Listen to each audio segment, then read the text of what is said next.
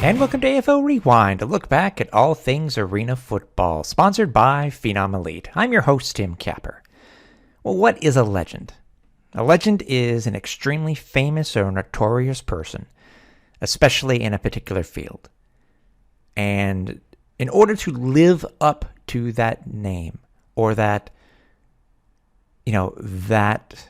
adjective, you have to be as good as the word itself. And we were lucky enough this episode to be speaking with a legend in the Arena Football League. Not only is he an Arena Football League champion, he is the holder of many accolades, but he's also an Arena Football League Hall of Famer. We're going to be speaking with Arena Football legend, touchdown, Eddie Brown. And with us this episode, it is my pleasure to be talking with a gentleman who is considered a legend among legends in the Arena Football League. Not only was he voted to many of the all-time lists in league history, he is also an Arena Bowl champion. Touchdown, Eddie Brown. Hey, Eddie, thanks for joining us. No problem. It's a pleasure to come on and speak with you guys, speak with you. So it's a pleasure of mine as well, and I want to say thank you as well. Now, for those who don't know, because this is a little bit of your career that I actually don't know about, and I'm going to learn. I'm sure I'm going to be learning quite a bit from you tonight. You started off with the Albany Firebirds in 1994, but I'm sure what people want to know is how did you learn about arena football, and what brought you into the Arena Football League, and especially with the Albany Firebirds? I would tell you what brought me into the Arena Football League. I was playing with the Arizona Cardinals, and I had made a team one year. I came back the second year, and I had got cut. And my receivers coach, his name was Ted Plum. Great guy, awesome coach. And I think Mike Hornsey called Ted Plum. I think they knew each other. And he called Ted Plum and just inquired about players, period, just different players from the Arizona Cardinals. Yeah. And Ted Plum said to him, you know what? I know a guy that you should reach out to. I think he'll be great for your league. And Ted Plum mentioned my name. And what ended up happening was the Albany Firebirds called me. That's how I got acquainted with the Arena Football League. From that, Mike Hornsey was the head coach of the Albany Firebirds at the time. He called me. And Tim Markham, God bless the dead, great guy, great friend of mine, he was with the Tampa Bay Storm. They both had called me at the same time to come play. But I had went back to school, and I was finishing up my degree. And Mike Hornsey told me that he would allow me to come back to take my exam so I can graduate. So with him allowing me to do that, I signed to come play with the Albany Firebirds. So that's how I got with the Albany Firebirds. Wow. So you're saying, and it is very possible, you may have been a Tampa Bay Storm player. Yes, because I'm a Florida kid. Yeah. And I would have loved to come back to Florida and play. But the difference was one coach was going to allow me to go back and take my exam, and the other was not. That was the difference. Okay. That's how I got to the Albany Firebirds. Okay. And I mean, how easy was it for you to get used to the game? Because obviously, for some players coming off of the 100-yard game, it's not that easy to get used to arena football, especially the shorter field, the nets, and the walls. How easy was it for you, or hard was it for you to get used to the game? I don't think. Well, a few things I don't think it was easy to get used to it. I think a few things helped me. Yeah. One thing helped me was I had got cut from the Arizona Cardinals, and I was in my dorm room. I'll get to where I'm going. You'll understand. Yeah, sure. And I was in my dorm room back in school, and I had prayed to God that if He gave me another chance to play football again, no one would ever outwork me again. No one would ever outwork me. And I also had asked God in that same thing that I wanted to also coach and work with kids. So now, when I came to the Arena League, I had to fulfill my commitment that I had asked of God. Okay. So the way I was able to do that was Freddie Gales was one of the top receivers at that time. So Freddie Gales was teaching me about the different angles in the arena and how to run the routes to which you're not leading yourself into the wall. Right. So that helped from a receiver's point of view. And at the time, I had a guy named Mike Perez, great guy, love him to death. He really taught me all the odds and ends, the offense, how to do this, how to do that. We would go out like an hour or two before practice and run routes and throw. We'll stay afterwards and do different things, and then we'll have some of the deepest conversations. And then we will go back home that night. We'll watch film. He'll show me different. He showed me film of Stevie Thomas and George LaFrance. He showed me a tape of those guys running routes. I hadn't played a game as we're talking right now, but he would show me tapes of those guys, how George LaFrance would take the high angle on his routes, how patient he was. He would show me that. He would show me the physicality of Stevie Thomas. He's like, these guys are the best guys in the league.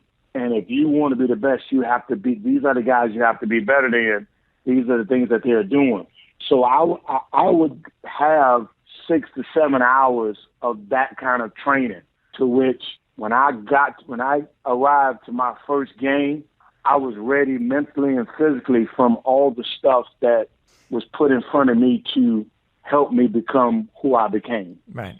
I hope that answers your question. Oh, it does. Well, by all means. I mean, and if anybody knows your career, you look at your very first year in the Arena Football League, Eddie. I mean, you I mean, 101 receptions, 1,324 yards, 44 touchdowns, which was your career high for quite a while until you eclipsed it.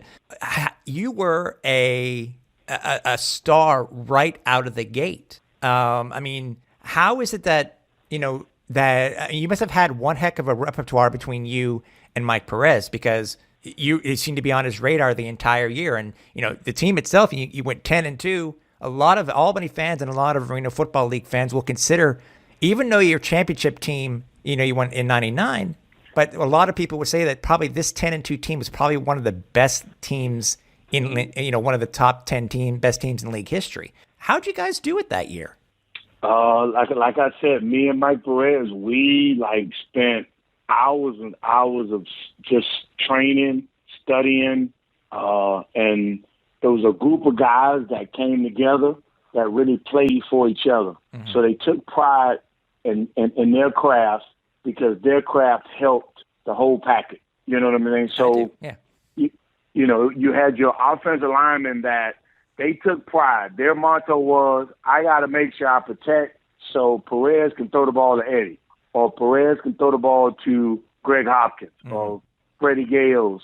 You know what I mean? Yeah. That was their goal. That was what they took pride in that, and they lived for that. You know what I mean? So when you could get a group of guys to come together and take that kind of pride in their craft, the sky is really the limit. Yeah. And another thing too, did you hear how many games we played? We played 12 games. Yep.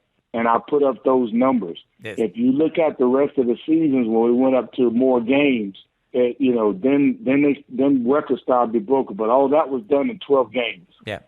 Which is just stunning in itself. I mean, you look at who you had, not only as wide receiver, your fellow wide receivers. I mean, as I said, the great Freddie Gales. You had quite a few others too. And you're just a rookie. But besides that too, Eddie, I mean, you had Mike Farquharson on defense. You had Darrell Hammond, the great Darrell Hammond. Freddie Gales also. God, one of the best. Yeah. Mitch Darrell Hammond was one of Mitch the best athletes. Mark Valvo. I mean, Valvo, yes, all those guys. You just had Darrell Hammond was by far the best athlete that I had ever been around. Yeah. Darrell Hammond taught me how to train. I remember watching Darrell Hammond. Darrell Hammond would come. He'll come to football practice. He'll leave practice. He'll go play basketball for about 2 or 3 hours. He'll leave that. He'll go play soccer. And then he'll make it home sometime that night. Right. And he'll do it all again the next day, and he would never take a rep off in practice. Dedication. I was like, wow. Dedication. Yeah. Right, yeah. So with those things right there that was in front of me that put me in a situation to be successful. Mm-hmm. From a Mike Perez sitting down with me teaching me film, watching some of the great receivers at the time, watching them play, seeing Darrell Hammond, how he trained, how he prepared, how he worked. Freddie Gills teaching me how to run routes. I just had a good nucleus of people around me that put me in a situation to be great. Obviously, I said you're a Florida kid, but you're coming up to northern New York and to Albany. It is a capital city, but it's like many capital cities, it can be a small town itself. What was your reaction originally to the city of Albany when you were there as a rookie? When I was there as a rookie, I was just a young guy that was just trying to make it. Yeah, that's what it was. And I remember after the third game, we were playing our third game. We was actually playing the Tampa Bay Storm, and my rookie year. And I think I scored. I don't know. I know I scored 6 touchdowns in that game, 6 or 7, one of the two. But I can remember after the third touchdown, Joe Hennessy, who was our general manager at the time, started saying, "Touchdown, Eddie Brown." And every time I would score, he would say that. And after that third touchdown, the whole crowd just started chanting Eddie. And I was so amazed that I felt that was the night I fell in love with Albany. Nice. The city of Albany. That was the night I fell in love because I felt like I was a kid trying to make it, and they took me under their wing, and they accepted me as their own, and that was my audience to say, "Hey, you're one of us, guy. I know you're from Florida, but you are an Albany, New York guy." Yeah. As I said, that year you went 10-2. Probably, I said, one of the better teams in Arena Football League history. The game, unfortunately, your playoff. Your first ever playoffs didn't end the way that you wanted to. I remember I was actually at that game in Arizona for the semifinal. The game itself did not end up the way that you wanted to. You lost to Arizona at 40-33 in what many, including myself, would say. You know how fans could be a Monday morning quarterbacks, Eddie. I would say that may have been a few issues with certain portions of this game where I felt that the Firebirds, the game was taken away from the Firebirds. For yourself, how did it feel? Obviously, being in your first playoff run, but how did you feel how that last game versus Arizona ended for you in '94? Well, I think losing for me, period, is a very detrimental thing for me. Losing, it takes me at a place where I go to question everything that I do and wonder if I did enough. So it really, it was not a good feeling. But after we got over the hurt of that feeling, we all sat down and came up with a plan on what we needed to do to get ourselves back in that situation the following year to get better and get over that hump. So we kind of just challenged each other, but it was such an awful feeling. And to only score 33 points, That's awful. Yeah. But we were going against, you look at us, I was a rookie. You had Cedric Bonner over there, the great Cedric Bonner. You had the great Danny White, coach. You had the great Hunky Cooper. You had a young team that was on the rise playing against a veteran established team that had been there before. So they knew how to weather the storms and how to get through the peaks and valleys, where we were learning how to do it because we had never faced peaks and valleys or weathered the storm. We didn't know how to do that because we didn't experience it much for 10-2. Right. One of those losses was to the Orlando Predators. Yep. You know what I mean? I can tell you that. You know what I mean? So our loss were to the experienced teams that knew how to weather the storm and knew how to get through it and knew what would come. And I think that was the difference in that game. Okay. Before we get to your postseason accolades in your rookie season, Albany is very well known for their fans, their fan base, and even though at the time the Knickerbocker Arena Even though it is a smaller arena, only holds maximum about 13,000 people. That place can get absolutely, it's loud. The place can just get loud. What was your first reaction as a player when you first heard how loud that arena could get, and how much it became a sort of like another defense for you guys during the game? Well, it was something that we lived for. It was the motivation. It was the community, all of us together, that you wanted to do things to get that crowd excited, get them going, because you knew once you got them going, they were going to scream and yell all night. Yeah. And it was like, okay, I need to do something to get the crowd in. I need to score. I need to make a big catch to get everything going, to get everyone going. So it was one of those things like that. But once they got going, man, you talking about the best crowd in the world, there's no place like Albany with being the best crowd, because when you can take 13,000 people and they can sound like 80,000, that's pretty impressive. And they did that game by game, year by year. It became, a part of Albany, and it kills me today that they don't have a team and they have not had, the longevity of having a team as long as we were there with the Firebirds. That's true. Yeah. I know I'm going to be making a general question here about your entire career. Was there any one point in your career, Eddie? And I know football players can be very, game centered during the game itself, and not, don't let many things get into their head during the game. But was there at any point during your career where you just stopped and listened and said to yourself, "Man, it's loud"?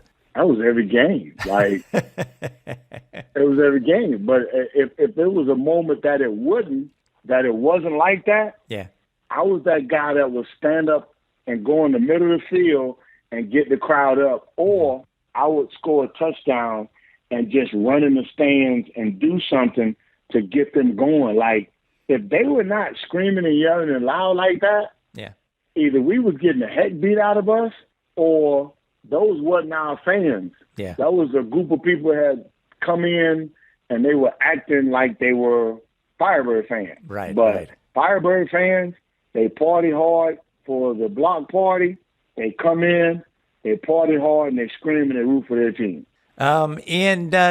Rookie year, you are named the league's most valuable player. I mean, your stats basically proved why you were the MVP of that season. What was it like when you were told that you were going to be, or once you were named the MVP? It was more or less. It was a great feeling because I felt like my work. I was rewarded for the work and the dedication that I had put in, my teammates had put in, my coaches had put in. But for some odd reason, they was giving me this big trophy. Right. You know what I mean? But it was such an accomplishment because you got to look at it. I got cut from the Arizona Cardinals in '92. I went back to school. So you're looking at 2 years, and now 2 years later, I'm being recognized as one of the best players. So that was a great accomplishment because not too many guys can bounce back from being cut from a team and bounce back and end up being the best in a different league. Right. So for me, it was a great moment, but then it was also a standard that was set. So now it was time to get back to work, to come back the next year and continue with that effort, because that was expected from my coaches, from my teammates, and from my fans. Right. In '95, I mean, you guys, it kind of, I guess you could say it was a letdown considering how well you guys did it the previous year. You only went the 75 in '95. And also for you too, that unfortunately your production was down slightly versus your MVP year in '94. Well, what do you think, Eddie, led to that specifically for your reduction in stats '94 versus '95? I had got hurt. I was actually playing on one leg. I had a really bad. I had a high ankle sprain. Okay. That I just played through and did my best. So the production was down because everyone was looking for me to be that guy, and I had got hurt. So I was just playing through. I was actually out there playing on one leg. Okay. So that's why the production was down. So, I had to get back to myself, and I did that next year in 96. But 95, I had got hurt. Were you hurt for most of the season, Eddie, or did it happen during the season itself?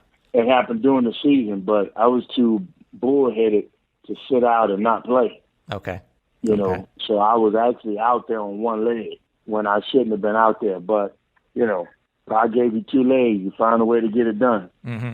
So I was out there giving my best, you know what I mean? But I wasn't at my best. But me being out there, it gave our team confidence that they could that we can win, even though they knew I was not 100%.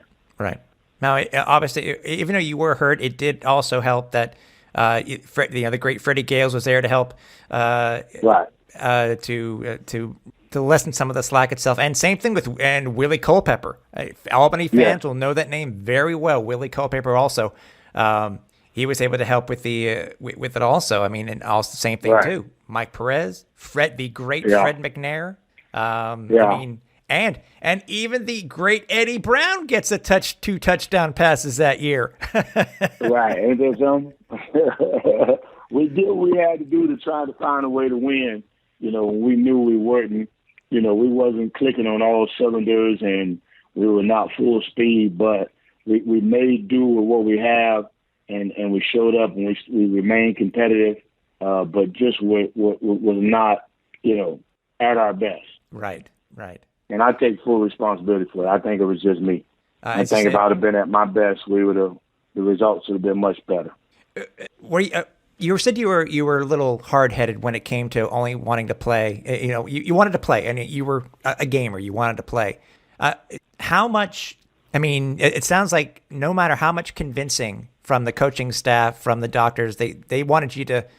They wanted you to sit an X amount of games, but you were just like, no, I want to play and help the team. Yeah, I didn't listen to them. It was my guy, and I love my guy. When we went to Indianapolis, he was the only doctor I listened to. So if I had any pain, he would fly to Indianapolis to look at me because he was the guy that I trusted. Doc Murata, God bless him, dead. Great guy, I love him to death. But he was my doctor, and he was trying to convince me to rest. And I was like, no, Doc, I'm not going to do that. You know what I mean? So I didn't listen to him, and he's my guy. Yeah. But after that, I listened to him moving forward because I trusted him and realized he only had my best interests at heart. Right. Okay. You know what I mean? But, yeah, he advised me numerous times to, I shouldn't be out there playing. But, I was hard-headed. I was young. I was stupid. So you couldn't tell me I couldn't play football. Okay. I had some choice words for you. Yeah. I think that's probably the only argument me and Doc Murata ever got into. Yeah. Because he was telling me I shouldn't play, and I was calling him names except the Son of God, all the names except the Son of God. Yeah. Okay. So that's how that went. Okay. So as you mentioned, you did rebound in not only yourself but also the team in '96. I mean, 10-4 for the first time Albany drops 80 on an opponent. Not once, not twice, but 3 times in 1996.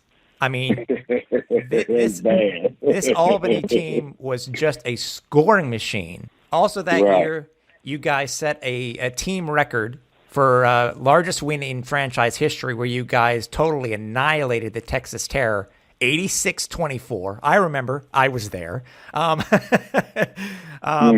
You guys were able to make such a change, obviously, with you being healthy again, and also some additions, man, to not only to your quarterbacks but also to the team itself. You guys were able to make that change. Why was this Albany team so dominant in 1996? It was, we felt like we had an awful season in '95. And, we wanted to come out and prove ourselves again. We wanted to show that we were still, on the map. We were still that team. And we felt like in '95 we were disrespected.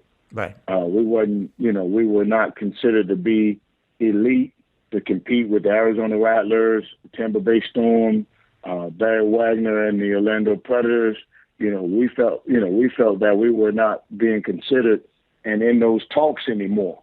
So we wanted to make sure we sent out a message that we are back and we're back to stay. Mm-hmm. And that was our message going into every game. Let's prove the naysayers wrong. Let's prove that, we are a good team. And that was our goal.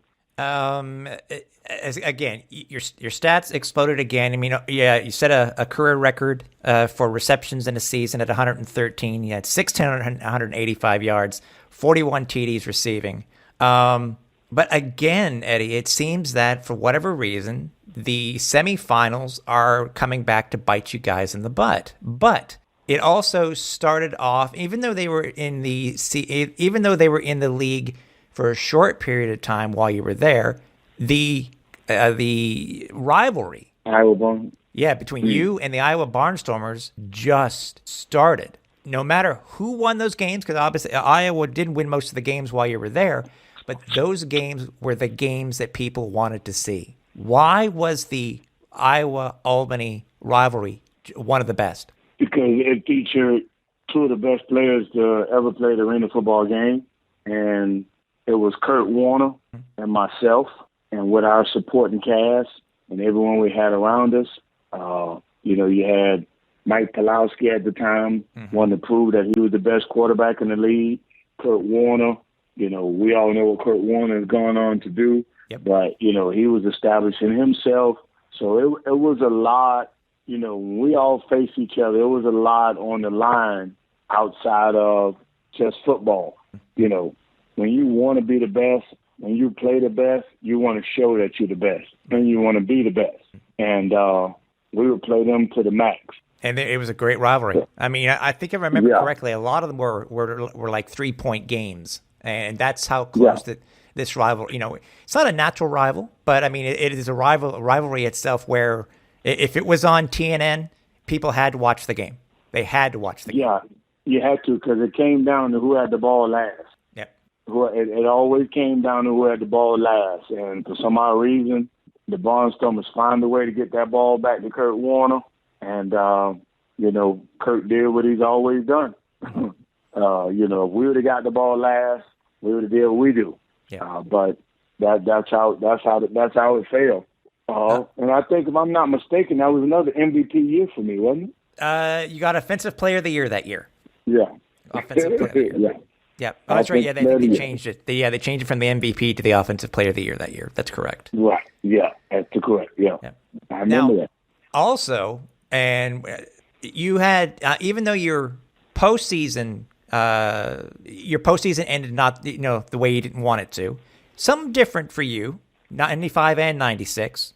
The league itself started doing these European exhibition games in '89, and it would go from different places all around Europe.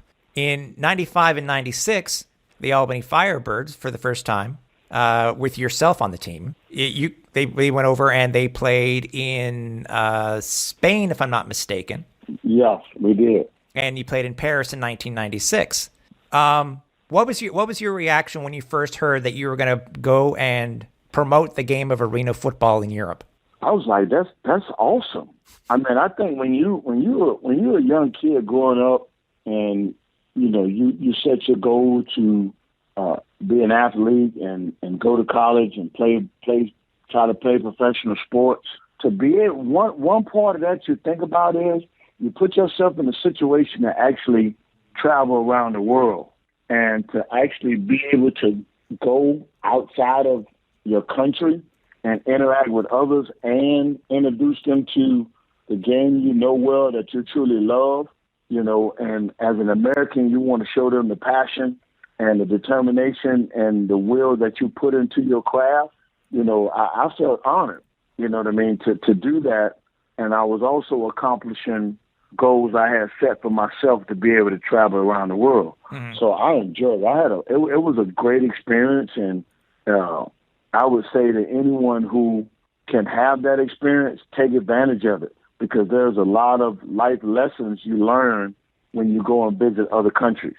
And to be able to go to another country and teach them your sport and your craft, you have to do it the right way. Right. So the preparation and everything has to be right because they don't know and they're watching you. So you have to put on that to not only represent our sport, but also to represent our country as well. So that was huge for me to go over there and do that and play well. And, that was awesome. Did you take it seriously like a regular season game, Eddie, or is it or was it slightly different, being that you're not playing it on a home field, you're playing in a foreign country, or I mean, as I said, did you play like you normally would, or did it was it slightly different? Anytime I put on that uniform, sir, I gave 100%. I don't know how to not play hard. Right. I don't know what that is. If you give me the uniform and you say we're playing a game, if you give me the uniform and you say we have to practice, I'm going hard. I don't know no other way. Right. So I know 100%. I know when. Right. I don't know anything else outside of that. Okay.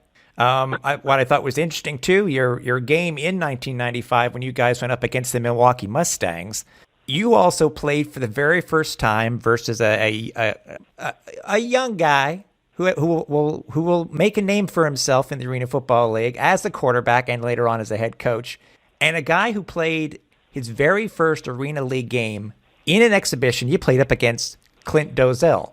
Old Clint. Yeah, great Clint. And if you see the development from Clint from that point to where he is now, it's wild. Yeah, we played those guys, and he had Gary Compton with him, the great Gary Compton, playing receiver for him. Mm-hmm. We had some really good games. We had Michael James, one of the best DBs to play. He was on that team. We had some good games with them, but we found a way to pretty much beat the heck out of them. Yeah. Again, in 96, you got to play in Paris. Were you guys, usually when the Americans come over and play in Europe, whether it be in NBA or whether it be, later on it was the NFL, did they treat you guys like rock stars? Oh, yeah. Yeah? Yeah, you treated well. Yeah, you get treated well. You eat well. You stay in the best hotels. We got treated well. Yeah. Yeah, we got treated well. And I think it's such a blessing. You know what I'm saying? Because, things may not be that way right now. Right. You know what I mean? But back then you can go to a different country, you can do different things, and everything can be okay. You know what I mean? I do. What's the one thing that you're going to remember the most? Whether it be a story of something that happened or something that happened to you personally, what's the thing that you're going to remember the most from these exhibition games over in Europe? The fans. How they were, some of the fans were more excited about the game than I was. I mean, their enthusiasm for the game, just their enthusiasm to learn, their excitement to try to understand what was going on. And you also got to consider and add to it as well where there was a language barrier. Yep. You know what I mean? So you got to put all those things together and understand how passionate they were just to come and learn and understand what was going on. So with me, it was more or less a motivation to you got to match their passion and you got to take that passion to another level. Mm-hmm. If you could take that passion to another level, they're going to truly respect and want to be part of this game. You know what I mean? And I think that's what ended up happening because I think as the years went on, I think others still went over there and played. Yeah. And if I've heard, and you can probably tell me for sure, is it true if they say, because Paris was one of the most popular spots when it came to the European exhibitions, Eddie? Is it true that the arena in Paris where you guys played was really loud? Yeah, Paris was really loud.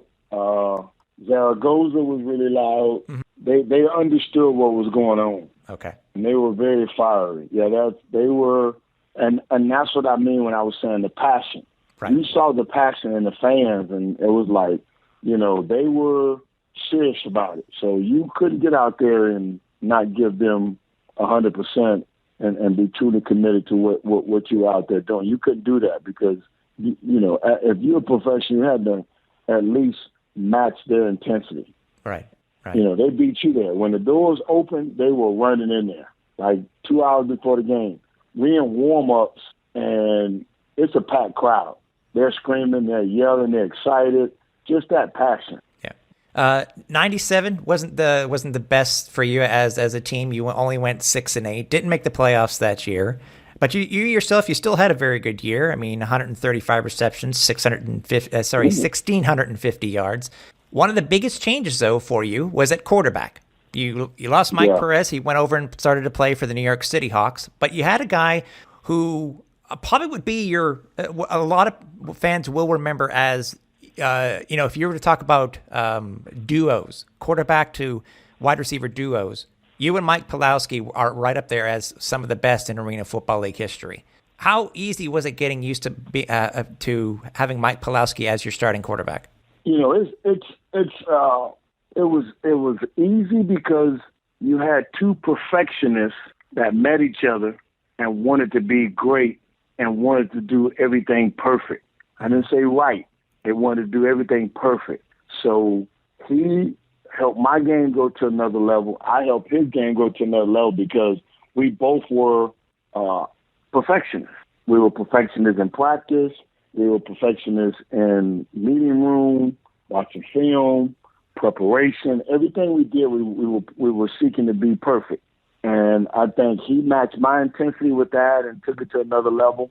And I think I matched his intensity and took it to another level. So I think those two things there, that made the transformation easy, but then we were able to continue to grow because that's the tone we set. And then we had some other aspects. I think Chad Dukes came aboard. That's right. Yep. Chad Dukes came aboard, so he was able to add some different aspects to the game that we felt we were lacking that we could get better at. Chad started taking the kickoff returns and taking the ball off the net. So now we're talking about a 6'1", 225-pound guy that runs a 4.5. That now you got to tackle him from running the kickoffs back. Mm-hmm. So we added that threat to what we were doing. Also defensively, he was pretty good. I think Derek Stingley came aboard. So we added that, which was, speed. Evan came aboard. McLeod came aboard. We had a guy we call Road Runner. His name was David Patton. Okay, yep, I remember. David Patton. We called him Road Runner. He ended up playing with us for a year and ended up signing with the New England Patriots and playing in the Super Bowl 2 years later. Right. But we just added so much speed, and we became better defensively up front in the secondary. We just improved and really got away from we're going to outscore you. Mm-hmm. We don't care if you score. We're just going to score more points than you do. We just kind of changed our whole philosophy. Defense stepped it up with Stingley leading the secondary, and we just grew. Different mentality. It wasn't all, we were going to score, but we also was going to stop you from scoring when that wasn't something we really cared about. We was going to score more than you scored, and we didn't care how many you scored. If you scored 70, we was going to go score 75. Right. It didn't matter. Do you think, based off what they saw with the Firebirds have done over the last 2 out of 3 years, that the league came up to your level? As I said, it wasn't the best year wins and loss wise, but do you think the league came up to your level and started to really compete? I think so because if you look at it, prior to that, the league came up to our level. NFL owners started coming and investing in the league. Mm-hmm. We were on ABC, TV contracts, doing different things. So it was really going up, and I think the scoring and everything else started getting better.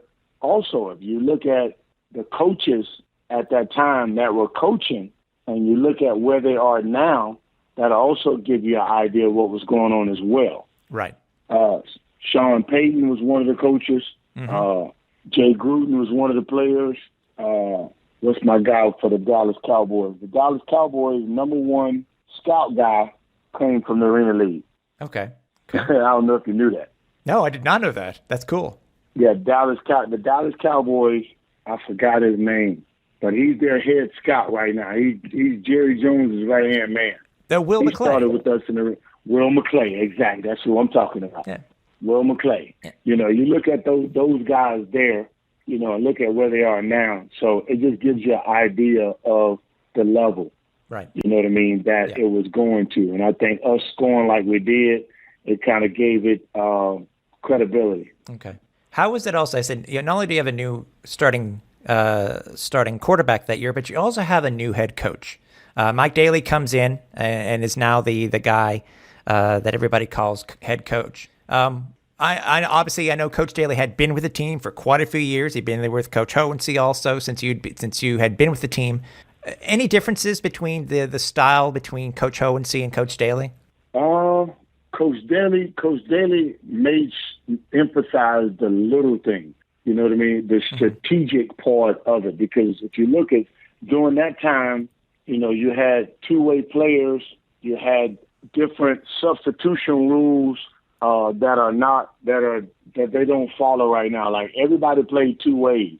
Right. So Coach Daly emphasized the little things and how we were going to do this and do that to allow our best guys to be in. Because at that time, if you started on offense and you came out of the game when the team went on defense, right, you couldn't go back in until that next quarter. You know what I'm saying? It was a substitution. Do. Oh, I remember. I remember the old Iron Man rules. I remember quite well. Daly was the best in the business at that. So Daly was the guy, well, you know what, we win a toss, we need to defer because we need to start on defense to keep our best guys in. He had a philosophy behind all that, but that was the difference. Those little things that he emphasized and that he taught us that were important. Prior to that, what was important is we're going to score 80 points, you're going to score 70. Okay. So was it hard getting used to as Coach Daly as your head coach? I mean, as you said. No, because he had already been there. No, it wasn't hard getting to him, but he taught you the strategic part of what was going on. Okay. We didn't know the strategic part prior to that. Okay. We just know to go out and score. He showed us, okay, we're going to do this because of this. We're going to do that because of that. These are the reasons why we're doing this. So it was more, everything was more detailed and was more broken down. Every aspect, it was a reason why we were doing this, and we were taught that. Okay. So we understood it. All right. You guys did rebound, which seems to be the thing. One year under 500, the next year above 500. In '98, you guys were 10-4. Yourself again. I think you set a league. 120 receptions that year. 1,673 yards. I mean, almost right at your career high. The team itself, did well. I mean, as you said, Chad Dukes was a monster. Somebody else who started to make a name for himself. And considering that, even though you seemed to be the guy that everybody was trying to cover and they weren't able to do so, Greg Hopkins, Hoppy, actually stepped up, and he was your number 2 that year, wasn't he? Yes. Greg Hopkins, big time player. He awesome guy. He was our number 2 receiver. Also played well defensively. Just a very solid two-way player. Very solid. Wasn't the most athletic guy you ever met, but he did everything well. Yeah, and guys, it's 10-4. Unfortunately, this seemed to be the what I guess some people felt was the craw when it came to the name of the Albany Firebirds. You just couldn't get anywhere in the playoffs. I mean, you were knocked off by New Jersey by 7 at home, which obviously we know is not. Losing at home is not the best thing in the world because you're in front of your fans. You want to be able to beat them. But it's, again, as a player, Eddie, were you getting frustrated that you weren't able to get past that certain level and to make it to the Arena Bowl through '98? Yeah, I was wondering, how long it was going to go before they decided to break us up. Just a lot of things were going through my mind. Were we good enough? Just all the thoughts that you go through when you fall short of anything that you set out to be the best to do. Right. You know what I mean? So it was a lot of questioning, looking yourself in the mirror, trying to figure out, are you good enough? Mm-hmm. That was the question. I mean, are we good enough? Like, am I good enough? Am I not, doing, you know what I mean? Yeah. So it was that frustration. But, Coach Daly kept us together and, always had something to motivate us and to not let us get down on ourselves, and that helped. That put us over. Different pieces of the puzzle was coming together, and different chess moves were being made, personnel moves, and we finally got there.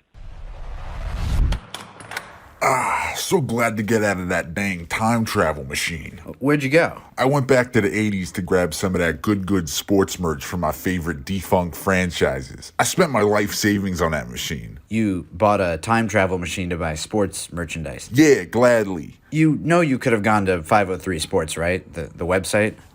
Yeah, no, I didn't think of that at all. Yeah, they sell all sorts of throwback sports merch from leagues like the World Football League, XFL, UFL, and the Arena Football League, several others.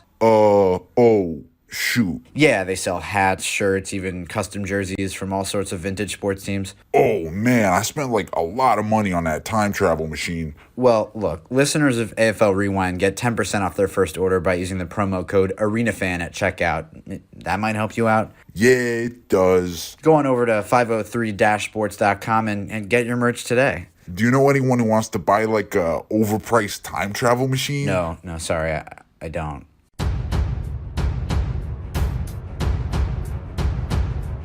The Arena Football Hall of Fame has returned, and we want you to become a part of the family. Introducing the Arena Football Hall of Fame Patreon. Whether an All-Star or a Hall of Famer, our reasonably priced tiers each have their own exclusive perks. Early access to the AFL Rewind podcast, honorary selection committee member, and much more. Help us build a Hall of Fame we'll all be proud of. Head to patreon.com/AF Hall of Fame to join. In 1999, the Albany Firebirds, I think they matched three other teams for the best record in the league at 11-3. This was a season, if anybody who, had been an Albany Firebirds fan since they first came to the league, things finally paid off, not only for you as a team, but also for the fans itself. That year you set career records. 138 receptions, 858 yards receiving, and 45 touchdowns. You guys were a scoring machine. And again, it wasn't just yourself. Greg Hopkins, and for those who don't remember, Van Johnson, he was also a big integral part when it came to the wide receiver core that year. You talked about also, you guys had everything that you needed to do. You really did. As I said, 11-3 on the year. When you first started off in 99, Eddie, what was the thing that, and obviously certain head coaches will say certain things at the beginning of the year, say that, they will have a saying or something like that. When you guys first started before the preseason, what's the one thing that Coach Daly told you guys that you needed to remember for this 1999 season? That we were good enough to be champions. That was it. He made us believe we were good enough to be champions. And that's how everyone prepared, and that's how we approached it all that year. We were good enough to be champions. Through the loss that we had, he still made us believe that we were going to get through it. We were going to get it done, and we believed him. And we just kept fighting, and it happened. Now, in the playoffs, you guys got a little bit of a scare in the very first week. Grand Rapids played you guys quite tough. You guys finally ended up beating them by 10 points. But considering how well that the regular season was, and going into that first playoff game, did the Rampage come at you guys? And did they scare you, considering that you only beat them by 10 points? Did you? Did you feel that? Did you look past them at any point? I don't think we looked past them. I think we wasn't sure of what we were trying to do, because I think the previous year we got beat by New Jersey at home in the first round. That's right. So we were, basically back at that point, like, okay, is this going to happen again, or that's going to happen again, or okay, or da-da. So it was more, we was like 1 foot here and 1 foot there, and had that line in the middle, not sure if it was going to go this way or not sure it was going to go that way. And the ball finally fell. We felt like the ball finally fell in our court. So we was able to get over that hump. And then there was some other things that went down, because I think at that time we were like the number 3 team. We were not the top seeded team. Right. And I think the teams ahead of us lost. So that made us the number 1 team. So now the Arena Bowl came to Albany. Yep. So now once we realized that was what was at stake in the semifinal game, all the ifs, ands, and buts that we had prior, it really just went out of the window. Yeah. And you can see it. You can see it and hear it when you walked in the locker room for the game. And you can see, too, because Arizona had been kind of a nemesis before, in a couple years back, where they beat you in the semifinal. You guys left no doubt this day. You absolutely you massacred and took them apart. Yeah. I mean, you knocked off Arizona 73-47 to advance to your very first Arena Bowl. Your very first championship. Now, prior to this, Eddie, had you, as a kid playing football, had you ever been in a championship game before? All in middle school, when I played for Northwest Boys Club in Pop Warner, we played for the championship every year. Okay. But I hadn't experienced it since then, and then was able to get ready to experience it then. So it was like, it was different. What was it like for you guys in the locker room after you clinched the game? You're going to go to Arena Bowl 13. You're going to be playing Orlando. What did Coach Daly tell you guys in the locker room after beating Arizona? It ain't over. We came here to be champions. So if you happy because we just won that game, you're in the wrong place. We started off this saying that we are good enough to be champions. And right now, winning that game, we are not champions. That's what he said. And everybody kind of looked like, for real. So as soon as that game was over. We shifted to the big bad Orlando Predators with Barry Wagner, Damian Mason, and Kenny McIntyre, the glove. Those guys are coming to town. What was the week like prior to the week of Arena Bowl? I mean, were practices any different? Were players, were your teammates talking certain ways or stuff like that, or were you guys focused on what the end goal should be? No, I think the focus was so locked in. I think one day we were doing our warm up, and I ended up dropping a couple of passes, and I can remember Corny White and Jay Jones ripping into me I don't know what's going on, but you need to figure it out. You know what I mean? They didn't say those exact words, but that's what they meant. You know what I mean? Yeah, I do. Yeah. Basically, it was everyone making sure everyone was accountable and being held accountable for what they brought to the table. And I knew we was going to win that game because I would always pick up Evan, Derek Stingley, and Jay Jones. I would always pick them up, and we would come to the game together. And I can remember picking them up, and when they got in the car, they didn't say a word. They didn't say hi. They didn't say a word. And I was like, oh, wow. You know what I mean? And the whole drive from our place to the arena, you can hear rat piss on cotton in the car. It was that quiet. You know what I mean? It was just focused. And from when we got there, from walking in, it was like those guys never said a word. I never heard them guys speak until we got ready to come out of the tunnel for the game. Doing warm-ups, they didn't say a word. It was just that electric that I was like, oh, my God. And then you get there, 13,652 people announced attendance at the Arena Bowl. You're on national television. And Orlando, even though they were the 8th seed, they put up one heck of a fight, didn't they? Yeah, they were a good team. Very experienced, very good team. Cornell Maynard, they had a really good team. Damian Mason, Barry Wagner was still playing great. They were a good team. I think Coach Moss was, Coach Moss was a strategic guy, very similar with Coach Daly. Mm-hmm. They always emphasized the little things that made their team great. And they were eighth. They were the ones that were knocking different teams off that allowed us to move up. You know what I mean? I think their first game, they knocked off the number one team, who I forgot was at that time. Might have been Tampa. But they beat them, and then we moved up, and then they knocked off someone else, and we won. We beat Arizona, and that's what gave us the Arena Bowl. But it was Orlando. They were playing great football. And it was probably one of the best games ever, if you ask me. Big time game being broadcast on ABC. As I said, you guys didn't pull ahead really until until midway through the third quarter. That's when it started going for you.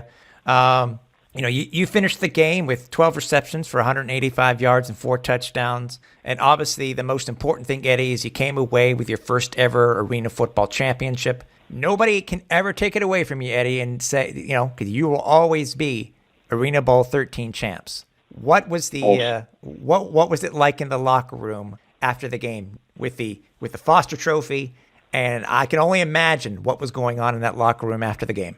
Oh, champagne everywhere. It was cigars. It was just like, we did it. We started off and said we were good enough to be champions, and we are now world champions. We are literally now world champions. We did it. You know what I mean? And that was the feeling. It was just such a great feeling. Like, such a great feeling. Such a great feeling because, if you go back and you look at the nucleus of that group, you go back to 94, you look at the nucleus of that group, a lot of those guys are still there.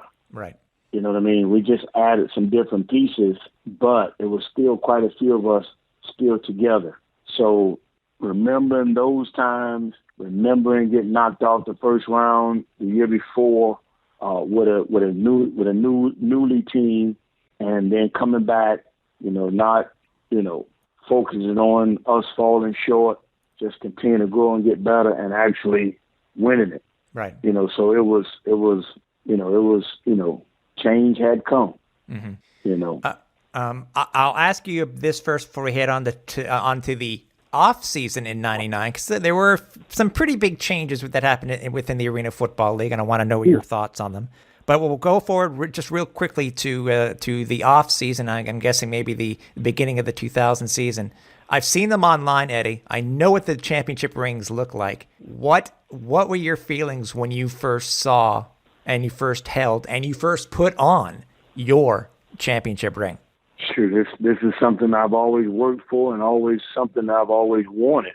And actually get it, like, it was surreal. Like, oh my God, you only get in the parks and you play and you always think about you making that big catch, you making that big play. You only dream of those things, but to actually have it happen and to do it, and you get the ring that comes with it, and actually put it on your finger and open it up out of the case, it was like, it was surreal. And it was a gorgeous ring too, I will admit. Well, I still have it. Oh, I would hope so. Now, my question to you is, how often do you wear it? It's in the trophy case. Okay. I haven't put it on, and I can't tell you the last time I put it on. It's in the trophy case. So you actually, because I don't remember seeing it on, so you didn't think just for a second maybe to bring it out and wear it at the Arena Bowl this past year? No, I didn't think to do that. Like, I have a different mentality. Like, I was going there, I wanted to support the Albany Firebirds. Right. I didn't want it to be about me. Right. So I think so I was kind of like very, I didn't want to do anything flashy to bring attention to me that would take away from the players and what they were getting ready to experience. So I wanted to take like a low key, profile. Right. So I wouldn't wear nothing, I would be very, laid back.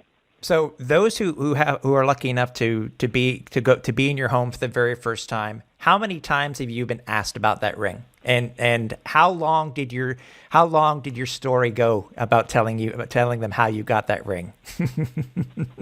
It took a long time to get it, but to talk about it, I mean, you could never talk about it enough, because It's a moment that no one can never take away from you. It's a moment that you'll always remember. So you can never talk about it enough. But, it was more or less the preparation. We talk more about the preparation. I talk a lot with Malachi Jones. I talk a lot with him about it, the preparation for the week, different things. He would ask me different questions, and I would answer those questions. It was questions about preparation leading up to the Arena Bowl. Do you prepare differently? Do you do anything differently? No, you don't do anything differently. You do all the things that got you there, but you make sure you dot all your I's and cross all your T's. Right. So it was one of those deals. So off season in '99, beginning of 2000, there was something that occurred for the very first time in league history, which for you at least, where there was the possibility of the season not being played in the year 2000. Because of it was originally because of what occurred with James Guidry and him getting hurt, and then the lawsuit, collective bargaining agreement. The lawsuit that was brought forth, and then the collective bargaining agreement that came out of it. What was, if you don't mind me asking, Eddie, what was your thought when it came to being, I guess, you were unionized for the very first time? Free agency was going to be a thing from now on. What was your thoughts as a player? Because I don't know if you ever thought of joining the Players Association, if you were a union type of guy. What were your thoughts going into that 2000 season? I thought it was something that was overdue, because I sat and I watched a lot of guys get hurt, and not all of their things were taken care of, and there was nothing in place to protect those guys. And I saw a lot of guys on different teams that a lot of things happened to them, and there was nothing there for them to get taken care of. And once they got taken care of and they got cleared by the doctor, no one wanted to give them a chance to play football again. Right. So now they were back. They were jobless. With no support or anything. It was like, okay, thank you. I appreciate everything you did for us, but you can't help us no more. So we'll talk to you some other time. Right.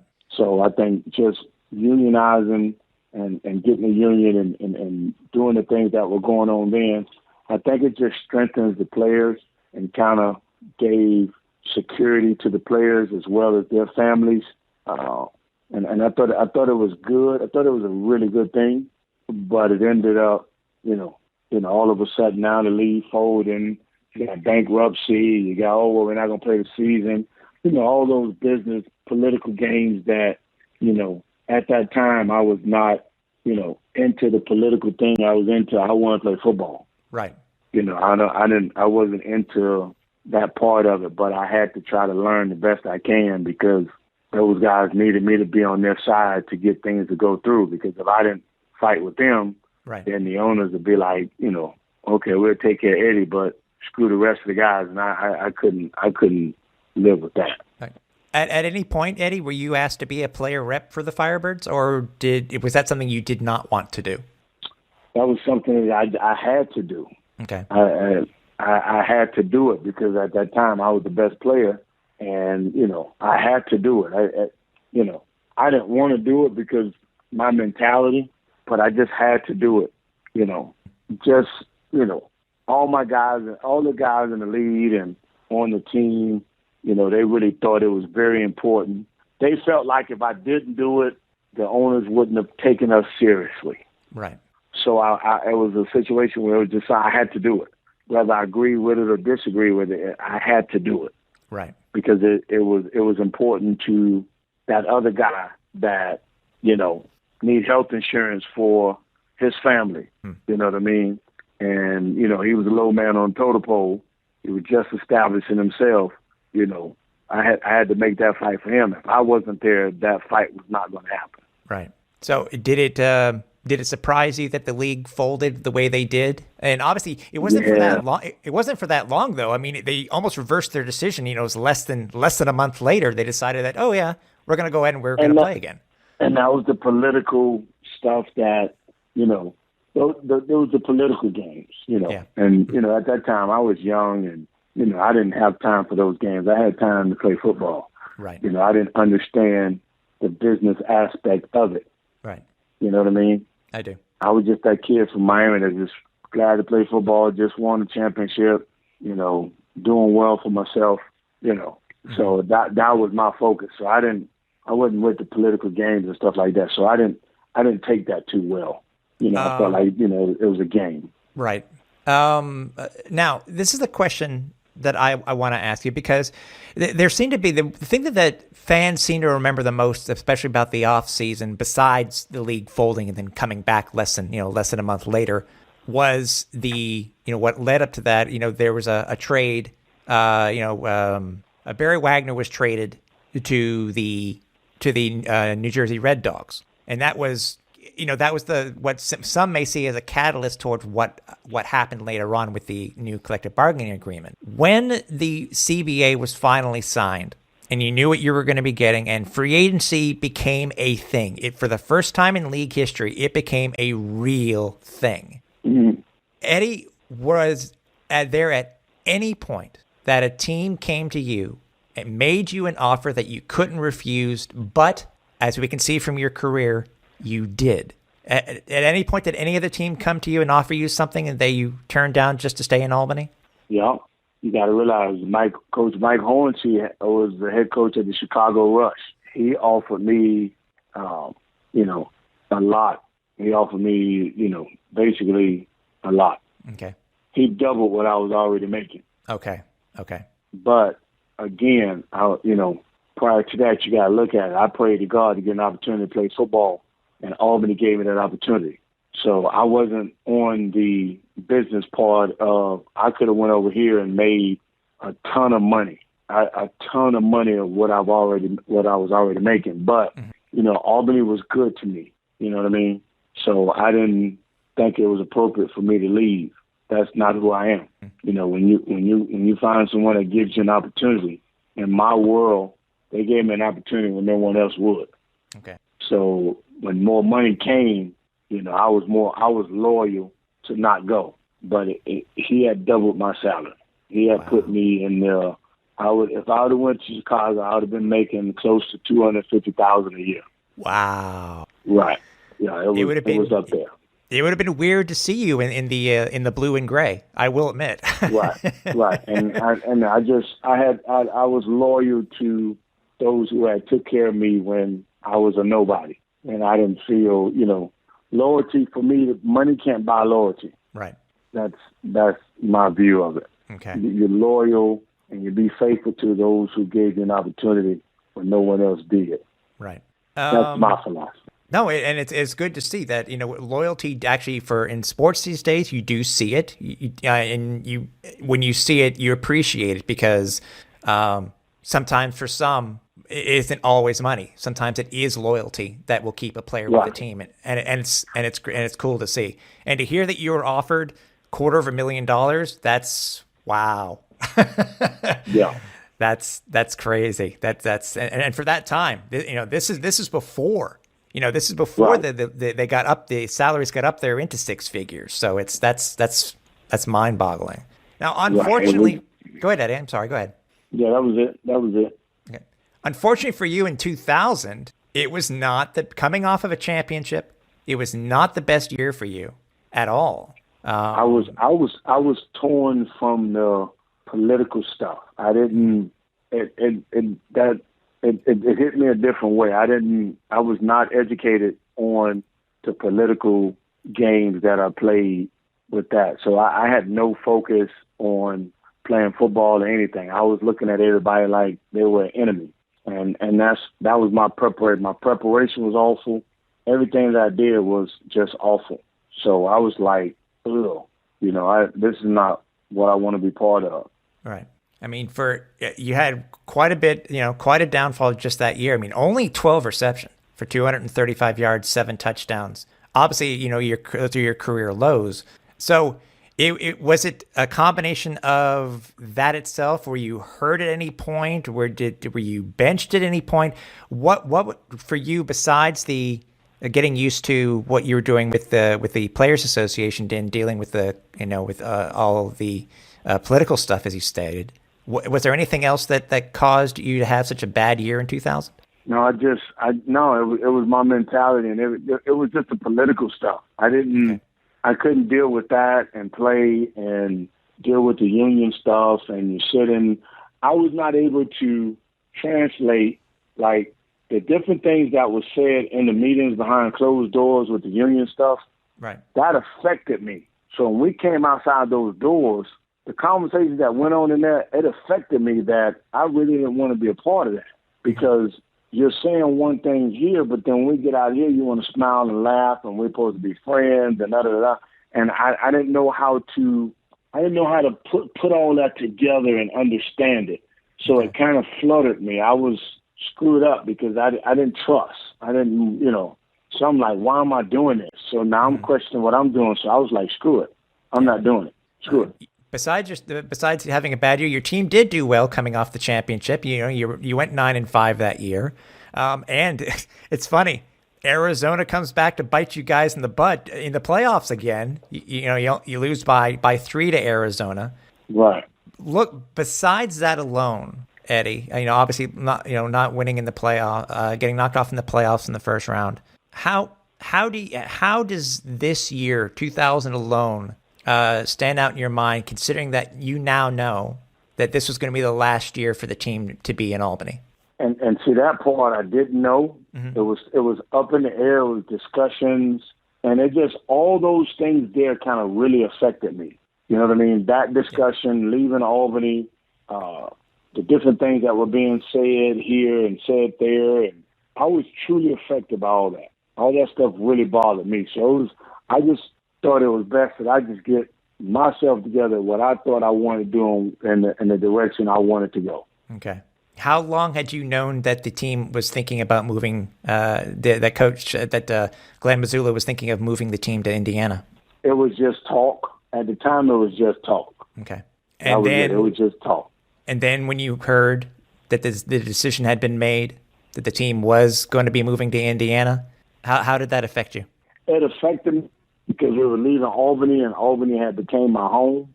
But then they also told me that, I was going to. They needed me to be a huge part of the move, and they wanted me to come back and figure it out and all that kind of stuff. So they gave me time to put all that stuff together. So I was like, okay, I did. And at that time, I told them I didn't want to do the union stuff. I didn't want to be part of that because I couldn't handle that. Okay. So they was like, okay, good. So I was able to separate myself from that, and I was able to just go back and focus back on playing ball. At any point, Eddie, had you, when you heard that the team was moving to Indiana, had you thought about retiring at that point? I had thought about retiring in 2000. Oh, really? I thought about it, but, I sat down with Glenn Missoula, who was also a good friend of mine, and Joe Hennessy, all those guys. Those guys, we're good friends.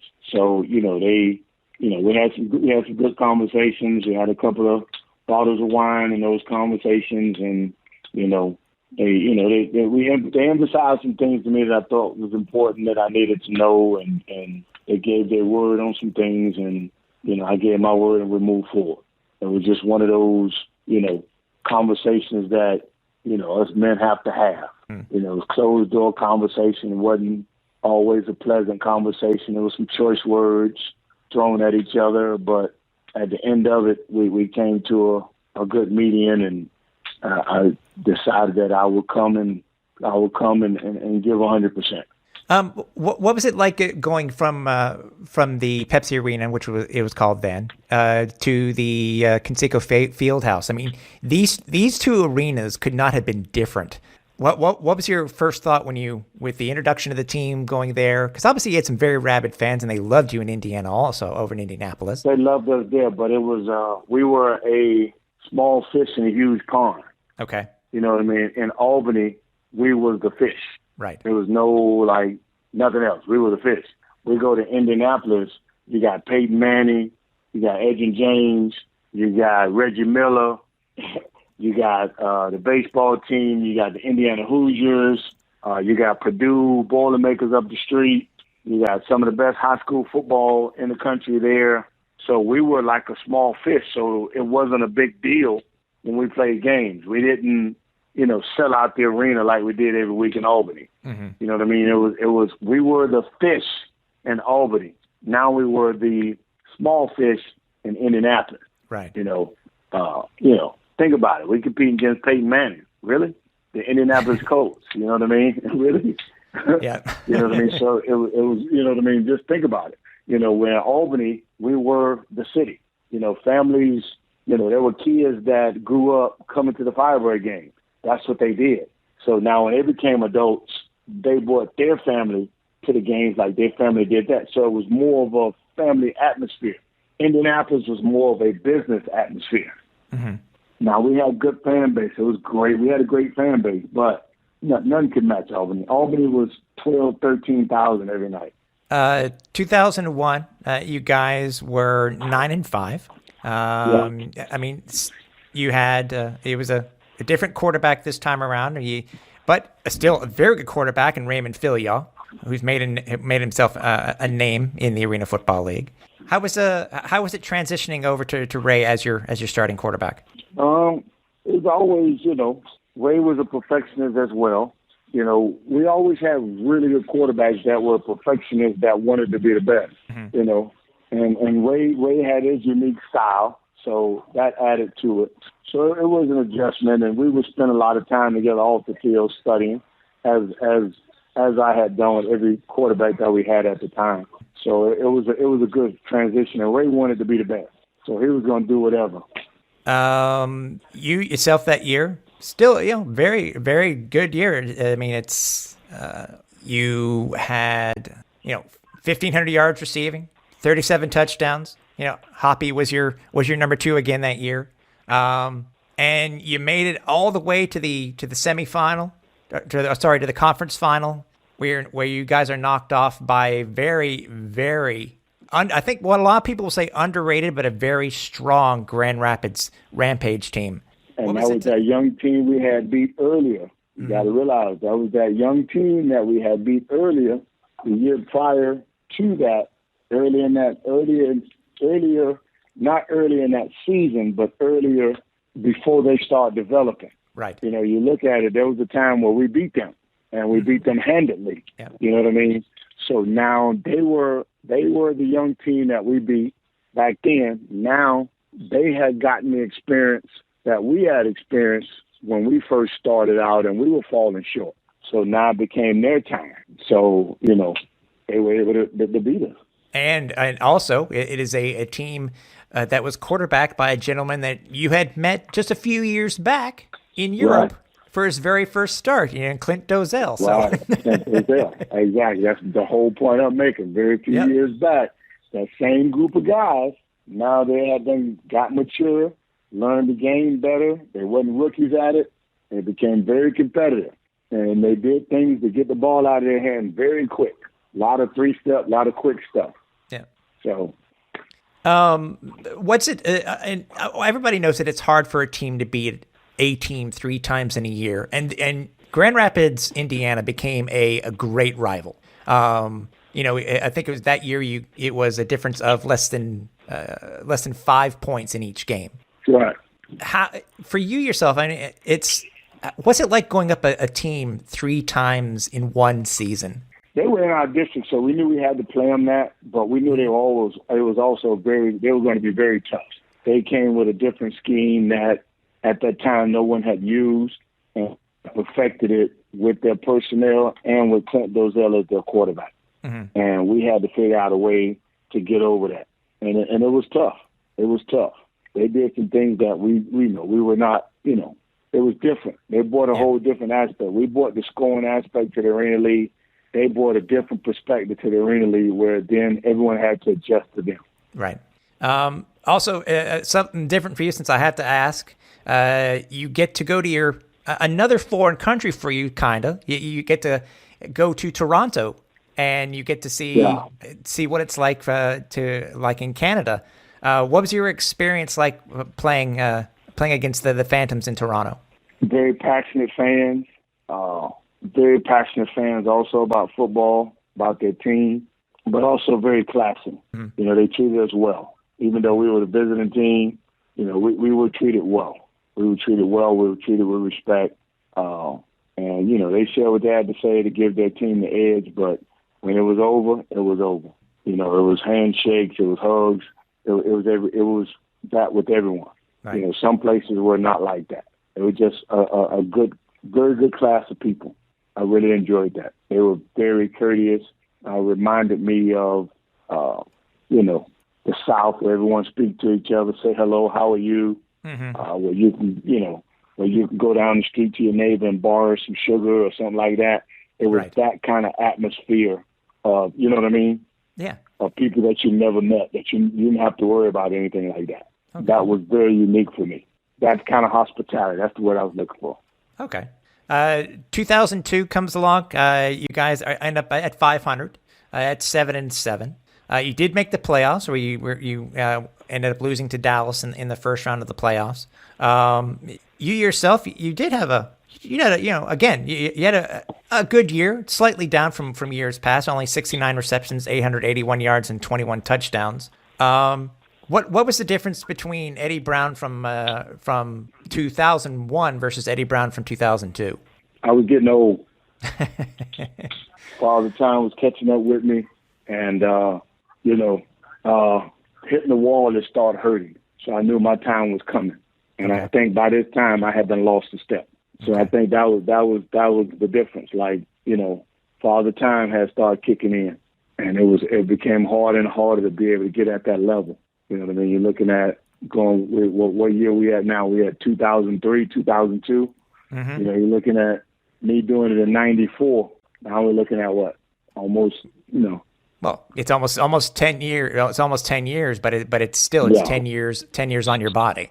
Right, and it just started taking a toll. I started feeling the hits. At one time, I thought the wall would fall down before I did. No boy. But then literally. and now all of a sudden hitting the wall started hurting. Mm-hmm.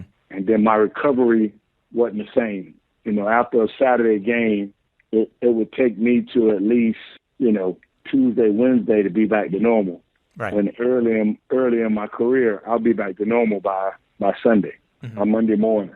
You know, we had that day off. You know, I'll go play basketball and run around with Darryl Hammond, you know, running 2 to 5 miles with him on Mondays to get ready for practice on Tuesday. Right. But I couldn't do that then because I was still trying to walk on Monday and Tuesday. So I knew my days were numbered. Okay. 2003, which ended up being your last year in the Arena Football League. Not a very good season. You went 6-10, but still, Eddie Brown, you led the team in all the offensive categories. 91 receptions, 1,100 yards, 17 touchdowns. Not the best when it comes to touchdowns, but as you said, your age was getting up there. But what are you going to remember specifically about your last season in the Arena Football League? The last year in Arena Football in 2003, I was playing both ways. I wasn't an offensive specialist anymore. Mm-hmm. I was playing defense now. I was playing offense. I remember that. And that was kind of a sign that, I wasn't the best player anymore. Right. And it was a sign for me that my time had come. That's what I remember about it. I was playing defense, and the wall, when I hit it, my time had come. So, what was it like for you playing on defense, which full time would seem full time for the first time in your career? How was it? Was it easy to get used to? Because as he said, you'd been the offensive specialist basically since you came into the league, and now you're doing something what is brand new. I hated it, but that was the only way I was going to have a job. Mm-hmm. I didn't like that. I didn't want that defense. I was supposed to come on the field and score and go sit down. That mentality, and I wasn't doing that. But I had to selfish, and I had to do what I had to do for us to be successful, and that is what my role had become. So I wasn't going. My role had changed. There were many times where Others were asked for their role to change, and they took it and did it. So it was my time to do that as well. Right. So I had to, do it, but I hated it. What finally made the decision for you? Do you remember where were you when you decided your career as an Arena Football League player was done? I'll be totally honest with you. Steve DeBerg became the head coach. Mark Strout became the offensive coordinator. And the 2004 season, I did not play because those two guys, they cut me. So I didn't play 2004 because I was cut. I got cut by Steve DeBerg, the new head coach, and Mark Strout, who was the offensive coordinator. They cut me. They said I was done. They were going in a different direction, and they cut me. That's how my career ended.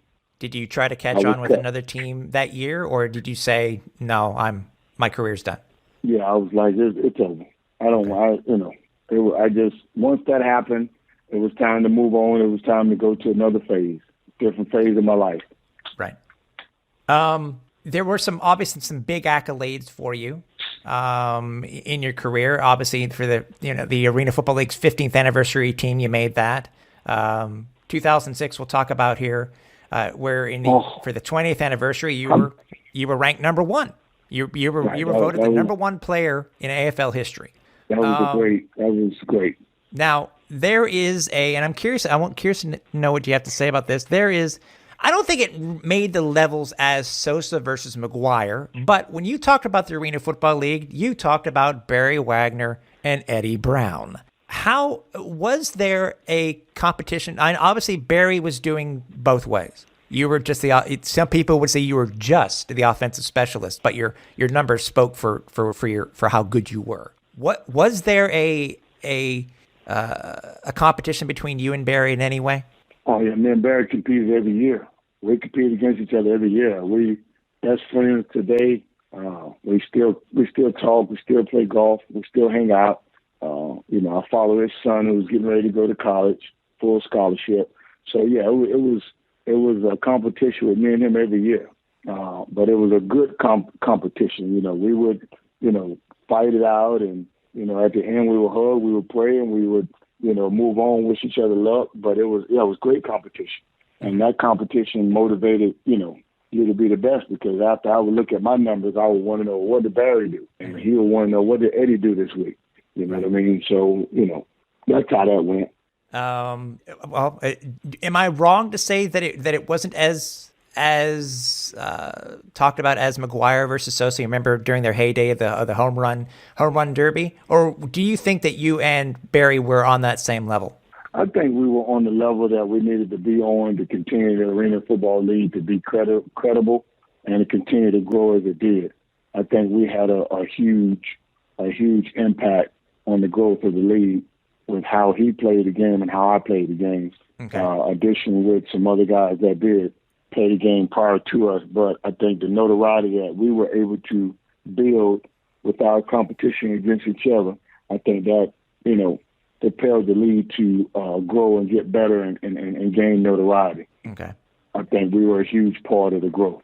Now, when you were voted the greatest player for the 20th anniversary of the AFL, do you remember where you were when you were told, and what were your initial thoughts at that time? I don't know where I was at, but I was definitely in awe, wow, for real, are you serious? It was just an unbelievable compliment, because again, I was just that kid that just wanted to play football and get a second chance. I was that kid that had got cut by the Arizona Cardinals and just wanted a chance to play football again. That's who I was. I was that guy. So that's what I wanted to do. Okay. So that was it. So did you did you happen to rib Barry a little bit that you were number one and he wasn't? Just a friendly type of thing. Oh yeah, always. We still do it now. It still goes on now. We still go back and forth about it now, but it's all in love. All in love. Is he better than you at golf? Yeah. I don't have the patience. Yeah, he kicks my butt in golf, and he talks trash to me. Only time I play is with him. I really don't put that much into it. You know what I mean? I still like the fast pace. The strategic part I don't have. He got it. He loves it. Right. So I let him take me out there and talk trash to me. Not driving around in the cart. I get more fun out of doing that than playing. Now you did something completely different in 2007. You got back into the arena football game itself. You were named as head coach of the AF2's Fort Wayne Fusion. Yeah. What convinced you to become head coach?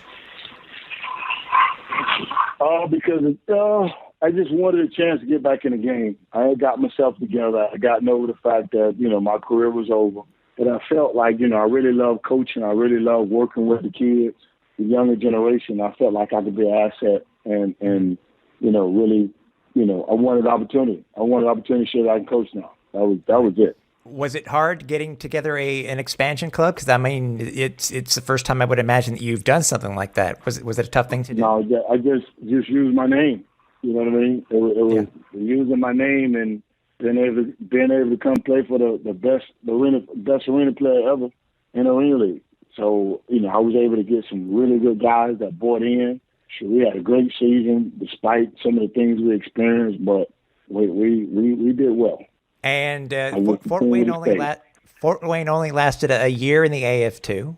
Right. After the 2007 season, was it that the team folded, Eddie, or you were fired, Yeah. or it was just a...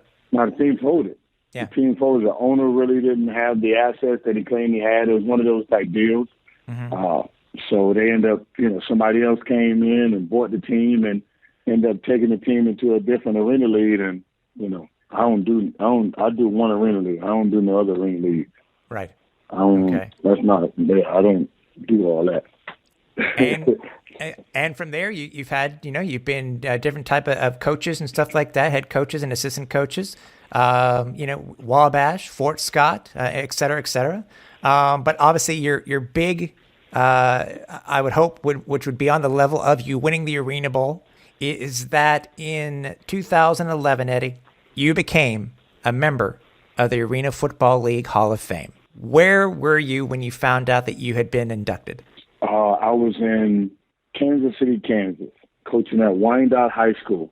My first head coaching job in high school. And I found out, and I was like, oh, my God. And the ceremony was actually down here in Florida, which my mom, my family can come. They could just drive up. So it was like great.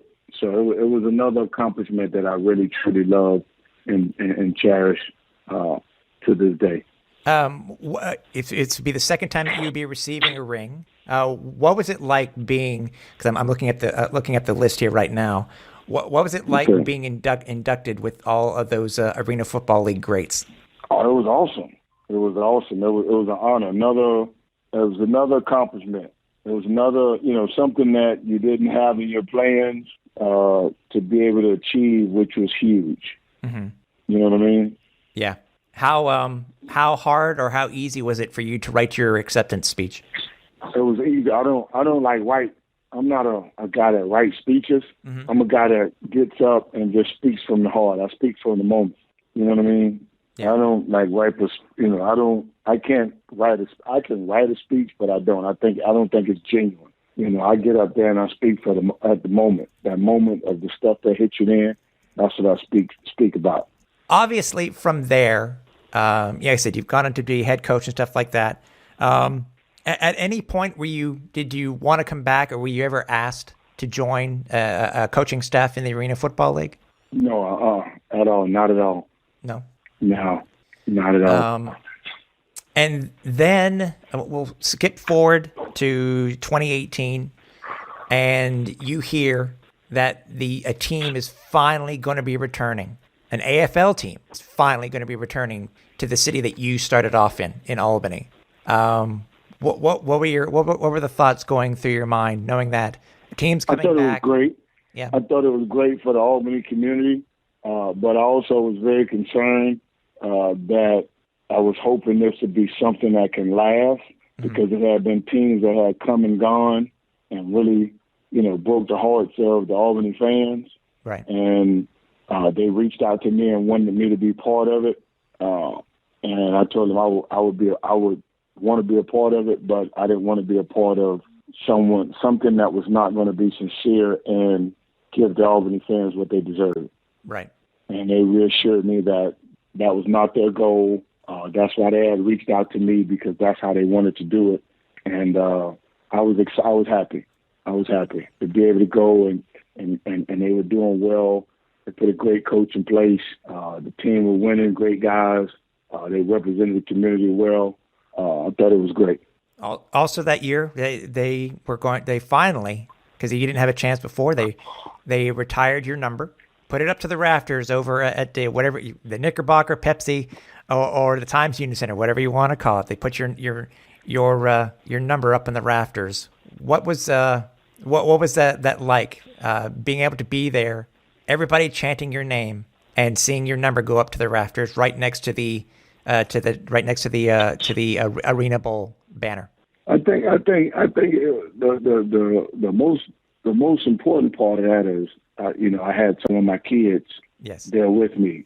You know what I mean? So that was a huge part of it, to actually, they were not there to actually see some of the things that I had done. It was not, they knew of things I had done, but to see them, for them to be there and to see that, for me is more or less them being there, seeing that, setting the tone at what they should do and how they should inspire to be great at what they're doing. Right. Even if it's not sports, it's whatever they're doing to be great, because they can say, this is what me as their dad, this is what I did. So that was great. Did you hesitate at all in 2019 when the league asked you, or the ownership group asked you to come in and speak for right before the Arena Bowl in 2019? No, because they had fulfilled. We had a discussion, and they had fulfilled their discussion that we had, and it was a no-brainer for me to be there. Yeah. No, I was not going to say that. It was a no-brainer. So that's what I had done. And obviously from there, Albany wins the championship. Did it bring you back a little bit to 1999 when you won yours? It didn't bring me back, but it just was like, I was so happy for the Albany community. I was just so happy for the fans, because it had been just that long. The last time a championship was won there was when I actually was on the team that we did it, and to actually have it done again and be part of it, I was just happy for the fans, because they had been through, how many years? We're talking about 99 to 2018. Yeah. So what we're looking at, over 18 years? It was almost 20 years to the day, actually. Almost 20 years, yeah. So it was more or less like, you look at how many generations had grown in those 20 years, and to be able to see that happen. And there was those that was there in 99 that were no longer with us, that weren't able to see that, weren't able to be part of that. So it was such a great thing to see the fans and their support, how they all came out. The arena was sold out again. It was loud. It was crazy as usual. So it was just great being part of it, but mainly just seeing the Albany community be the Albany community, be the best fans in the world. That's what I experienced. I've appreciated everything that we've talked about here, and I appreciate your time, Eddie. I appreciate it. Thank you. One more thing I want to ask you before I happen to let you go, and we finish up this episode. Yes, we know the current way that it is, that the Arena Football League may never return again. But for you, a gentleman who put so many years into the Arena Football League, made a name for yourself, became a living legend in the Arena Football League. If you were to say one thing to the Arena Football League fans, what would you tell them? Thank you. I appreciate their support. I appreciate how they cheer for us. I appreciate how they cheer for others. I appreciate the love that was given from arena to arena, the passion. I would just thankful for all that. Just thankful for their hospitality, thankful for their motivation, calling us out of their name to root for their team. Just all the support, because a lot of guys that play in the league, they develop families, they develop long-term friends. I developed long-term friends that I would have for the rest of my life, and Arena Football League gave us that. Arena Football League gave a lot of us a second chance to play ball because a lot of us came from being released out of the NFL. But the Arena League took us in and gave us another opportunity to continue to play football, and I'm very appreciative of that. And I know I speak for a lot of my teammates and a lot of the guys that played against. But the main thing I would say is thank you, thank you, thank you, thank you. That's what I would say. I want to thank Eddie Brown for joining us for this episode of AFL Rewind. And I hope that just by listening to this episode, you will agree that the word legend actually does fit Eddie quite well. It is also nice to see somebody who is considered a legend in the Arena Football League to be so humble as he is, and a great person when it comes to the sport that he played and that he is representing. I hope that that came off, and I'm sure there were quite a few tidbits of information that you learned along the way. If you want to listen to any of the past episodes of AFL Rewind, there are a couple of places where you can do just that. If you head over to SoundCloud, Apple Podcasts, Google Podcast, Spotify, iHeartRadio, and our audio version over on YouTube. Also, if you want to make any comments, suggestions on what you would like to hear on future episodes, you can email us over at aflrewind@arenafan.com. And also, some news I just want to at least pass along. There have been some additions to the Arena Fan family. We have created a brand new YouTube channel where we are hoping to include as many full games as possible from all the years within the Arena Football League. So if you do a general search over on YouTube, Arena Football TV, all the current games in the channel will pop up, and we do hope that you do subscribe and stay tuned for many, many more full games from the Arena Football League. So we hope that you are healthy and well, and we do hope to have you here for the next episode of AFL Rewind. So for everybody here, I'm Tim Capper. Watch the rebound off the net.